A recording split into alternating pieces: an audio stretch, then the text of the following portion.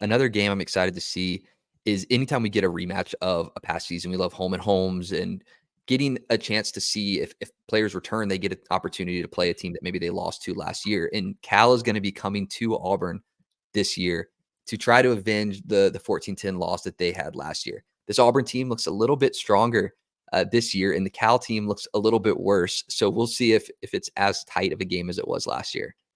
Yeah, we'll definitely see, right? And going to Cal Berkeley, think 3 hour time difference coming from the central time zone with not Birmingham, where Auburn is to Berkeley. Things are different when you're playing in your home stadium. Jordan O'Hare has a tremendously different atmosphere than the stadium that Cal plays at. And Cal's performance last week doesn't really lead to some feelings of optimism fully, right? Again, positively, you won the game, but you play UC Davis, which is your, same school family rival, if you will, right? UC Berkeley, UC Davis, all the UCs, but that's a team that, trotted out a quarterback that really wasn't that good.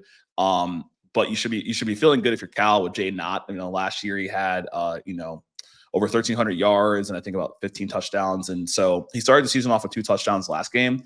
Only on 14 carries. And so I think he had to go out early, just kind of feeling off a little bit. But on the Auburn side, my thoughts for people that listened around the team was that they were just returning a lot of youth that we haven't seen play. So there is this thing in college football where people get better, right? They're training in the off season, they're running routes, they're getting with the quarterback, they're practicing, they're doing 7-on-7. And so you saw that in that game where all of that effort paid off. And we saw a jump in these players' skills that we haven't seen because they were just young. And Peyton Thorne impressed, 5 touchdowns, tying his career high from last year when they beat Arkansas 48-10. They took care of business on the defensive side. They only gave up 3 points. They were the only team to score 73 points, so the most points scored in the SEC last week. And the opponent was Alabama A&M, but they took care of business. They didn't look sloppy. You saw a good performance by Cam Coleman, freshman phenom, 5-star, was able to find the end zone and got 62 yards. And you're also able to see, senior Keandre Lambert get 2 touchdowns, 80 yards. So you want to see your guys in the skill positions show out. And there's a guy I think you're really hot on at running back for Auburn that I'm sure you're expecting a lot to see as well. I am, yeah. I mean, Jarquez Hunter is that seniority. You mentioned the youth that's returning. Jarquez Hunter is that seniority that they're going to rally behind. I'm excited to see what he can do. If you're Cal and you gave up over 300 yards to UC Davis last week, and you have to go into Jordan Hare under the night lights and see Jarquez Hunter running downhill at you, you're starting to shake a little bit.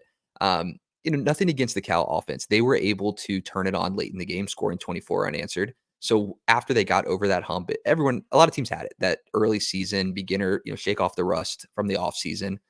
They were able to turn it on a little bit, but the defense didn't look very good. You can't be giving up long drives to UC Davis and expect to shut down the explosiveness of Auburn.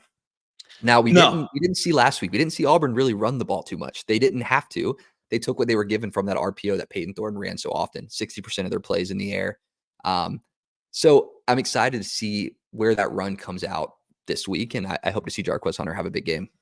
Yeah, and a lot of people were calling out Hugh Freeze for not going after a quarterback in the portal, but again, I think you focus on development and develop the guys you have in house, and when you show that you believe in the guys you have, it makes it easier for you to get recruits that can look and say, okay, this guy is going to give me a year or 2 or 3 years to develop, right? He's not just going to give me a season and go in the portal and try to find a seasoned veteran, right? The Lincoln Riley approach or the Miami approach, if you will, just pay and buy who's the best. And that's not to say that Auburn doesn't have the funds, because I'm sure they do, and I know they do. We're seeing that in the 2025 recruiting. But bringing it back, these 2 teams last year, Cal finished 6-7, Auburn finished 6-7. Both teams are kind of projected to finish, in the 3rd tier of their conferences, but like with a lot of upside. Like it's not a negative side. They're probably expected to make a bowl game once again. On the Cal side, I just did a little bit of research. They showed some really positive signs offensively last year. Putting up 32 points and 40 points in losses to Washington and Oregon State. But then other games, they only put up 7 to 14 points against tougher defenses like Utah and UCLA. So with Auburn's defense being top 50 last year in yards allowed, I really see Auburn really hammering this game from a defensive perspective. I think the offense continues to show out, and I know they have better athletes on the Auburn side. So I'm taking Auburn here 24-10. What's your prediction? I think I'm pretty close to you. I'm going to go 34-13 Auburn. I think we're going to see Cal have a hard time get started on offense like we saw last week. We're going to see a couple, garbage time touchdown, a couple of field goals from Cal late in the game. But Auburn is going to bring out that flashy RPO offense, too many weapons, some fast guys out there. 34-13 in a good game there at Jordan Hare. I like it. I like it. We got a lot of high scoring games here in the SEC. The SEC at one point was known as a defensive conference, and so I think those tides have turned significantly. And hey, the War Eagle fans, they want to see it. They're still having PTSD from the Brian Harsin era, and they're not expecting a team with this amount of resources to beat teams like Cal 14-10. Like, they need to come out here and show something and get the fans excited.